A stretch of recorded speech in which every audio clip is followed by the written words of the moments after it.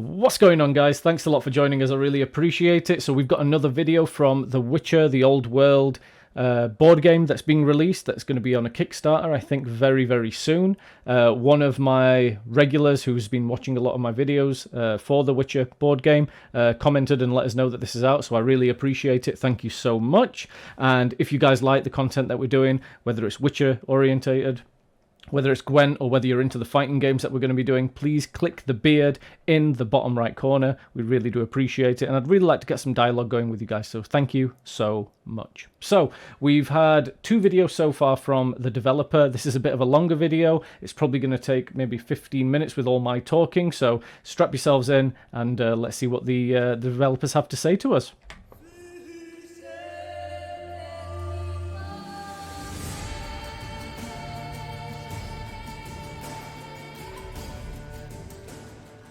Hello, my name is Łukasz Woźniak and I'm the designer of The Witcher Old World, a brand new adventure board game that is being co-published by Go On Board and CD Projekt Red.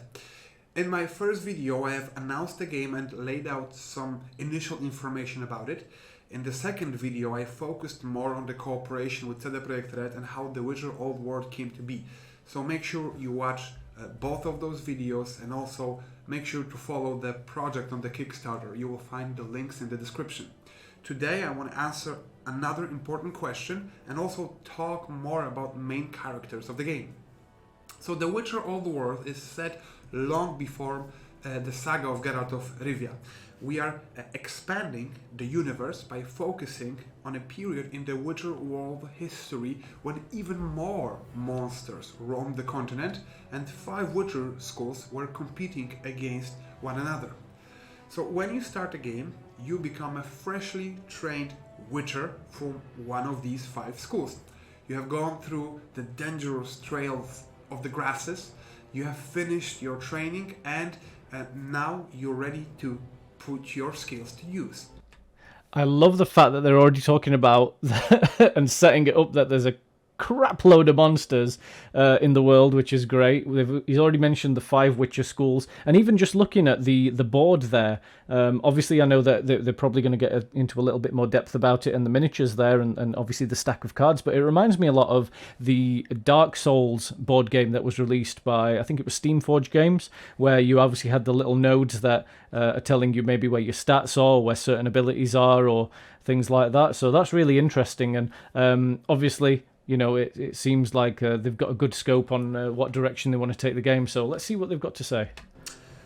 You will travel, trail and hunt monsters, improve your skills, play dice poker, encounter wide variety of obstacles across the continent.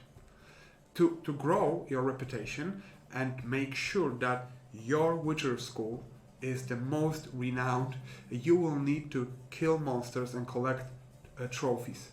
So you will build your own legend and become a true Witcher in every sense of the word. You see, I knew that this was going to be, or I felt like this was going to be one of the mechanics there, where as soon as they mentioned that there was going to be a level of competition within the game, I felt like it was going to be about hunting, getting trophies, possibly stealing from your opponents, that sort of thing, and building up this sort of reputation of the best Witcher school. So I'm really glad that they actually went with that direction. That's great. When you choose your Witcher, the Witcher you want to be, you will get the components associated with him. And I'm going to show you some of these now, but please remember that these are just prototypes and they may be altered and look a bit different once the game is released. So first you get a Witcher miniature. Each one is designed with a unique sculpt matching your Witcher's board. Your miniature also has a colored ring that matches the color associated with your Witcher school. I love the fact that this is the exact same artwork for the Cat Witcher in the Gwent card game, which is one of my favourite cards as well, and I'm playing a deck with it currently, so I do absolutely love that. So the Cat Witcher school, that looks badass, beautiful bit of artwork, and the miniature looks great as well. Lovely stuff so far.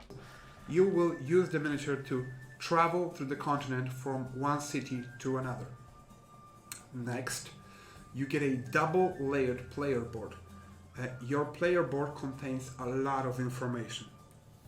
It got some cool artwork, your Witcher school symbol, the name of the Witcher, the name of the school they belong to. It also has slots to keep track of 4 attributes that you will gain during the game. As you gain and improve these attributes, you will also increase your character's level.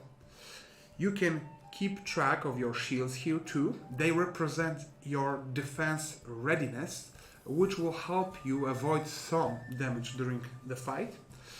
And there's also a place where you can keep your gold and a slot to keep your deck too. One is for the trophies that other players can take from you when they win a brawl against you, and the other one is where you keep the trophies you earn during the game. Each of them has a different special ability that can be used during the game. To keep track of your shields and your attributes and your character level, you use wooden cubes and a shield marker, all painted in your school's color. Now let's take a closer look at your attributes. In the Witcher Old World you have 4 attributes, and you will come to understand them better once we get into the game's combat mechanics in the future. But for now, what I can share is we have 3 attributes that are common to all Witchers. The first one, combat. It helps you draw cards faster during the battle. The second one, the defense. It increases your maximum number of shields.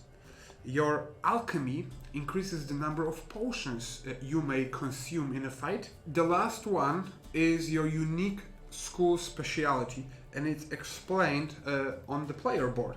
A wolf's swordsmanship makes them masters of the blade. The griffin's magic helps them in the most dangerous fights. Cat's speed keeps them one step ahead of the opponent. And bear's armor makes their skin tough, almost impenetrable. And viper's venomous steel enables them to inflict poisonous wounds. So these unique attributes can be really helpful, especially in tough battles.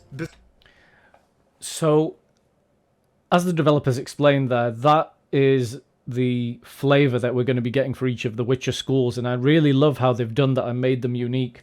I was a bit worried that they were going to have the same stats across the board for every single one of them, but what it looks like they've done is they've really made it super asymmetrical, so there's actually going to be a lot of nuance into the game. And I think one of the things that I like about this as well is that it's going to give games like this longevity.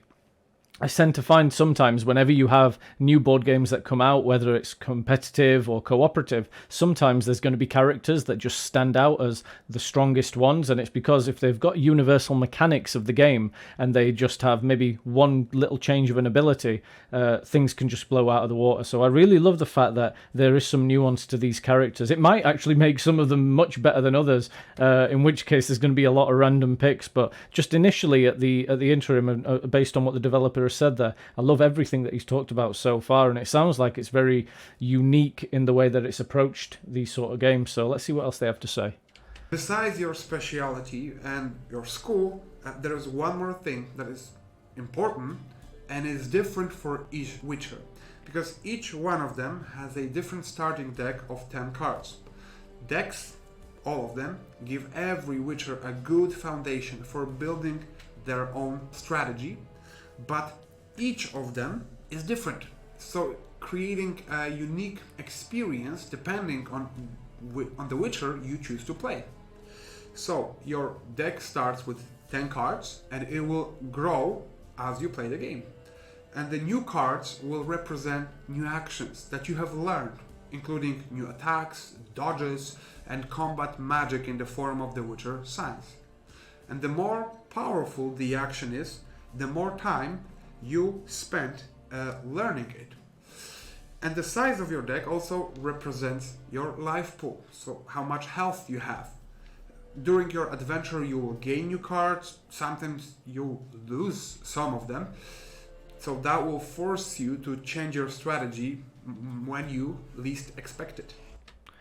I really like that as a new mechanic for deck building archetypes. With other deck builders, one thing you'll find is the game is all about streamlining the cards that you have within the deck. So, you know, you'll start off with some base cards in your starting deck, and they'll eventually get to the point where they're quite obsolete. From what it sounds like here, because the deck is also your life pool, you probably don't want to be burning many cards, and it seems like the game, like the developer has said there, it's going to be doing that for you. So it seems like the core of cards that you get in your starting deck for each different Witcher class and school are going to be quite good and important cards, and then you'll obviously build on that. And I'm really interested to see further developments about, you know, how long it will take for these cards to be generated, because obviously, you know, certain more powerful cards, it seems like, are going to take longer to become a part of your deck. So that is an excellent way of doing it. And just from a flavor perspective as well, it just shows that as these witches sort of develop and as they get older, they get stronger and more powerful. It's not a case of where they're young spring chickens and then they eventually fall off. I like the fact that they are getting stronger and more powerful, and that's a great bit of theme there. So awesome stuff. So these are just components for one Witcher, and there are 5 sets like this available in the game, one for each of the 5 different schools. So playing as each Witcher gives you a different experience, and it's up to you how to utilize your speciality, how to build a well-balanced deck, and create your own story as you aim to become the best Witcher in the old world. So that's it for today. Remember to follow the project on the Kickstarter, also our social media channels. The links are in the description, and we'll see you in the next episode. Bye bye.